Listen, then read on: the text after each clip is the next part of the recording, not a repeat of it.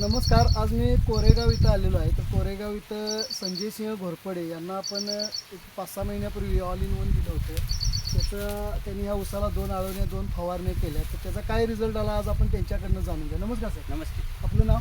संजय सर्जेराव घोरपडे, शिरूर तालुका कोरेगाव, जिल्हा सातारा. आता किती क्षेत्राचा प्लॉट आहे तुमचा? हा अर्ध्या एकराचाच प्लॉट आहे. अर्ध्या एकराचा plot आहे. तर ह्याच्यासाठी मी हे ऑल इन वन वापरले. हे तर ऑल इन वनच्या तुम्ही याला किती आळवण्या आणि किती फवारण्या केल्या?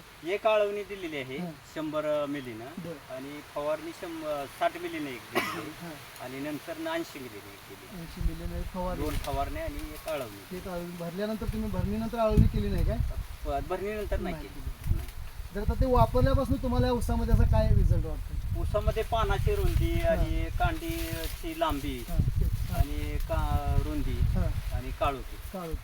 पेराची जाडी पेराची जाडी पण आहे. जाडी झाली. सर्वच बाजूने असा सक्षम होत आहे.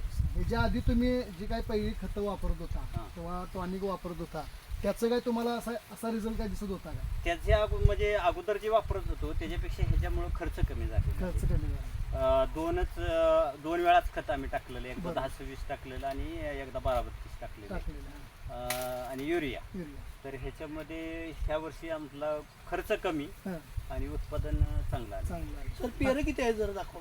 पेरं आता बघा 1, 2, 3, 4, 5, 6, 7, 8, 9, 10, 11, 17 कांड्यावर. 17 कांड्यावरती आता हा 7 महिन्याचा प्लॉट आहे. हां 7. 7 महिन्याच्या प्लॉटमध्ये 17 कांड्यांची आता तयार आहे. हो तर तुम्ही तुमच्यासारखे आणि काही शेतकरी आहेत हो.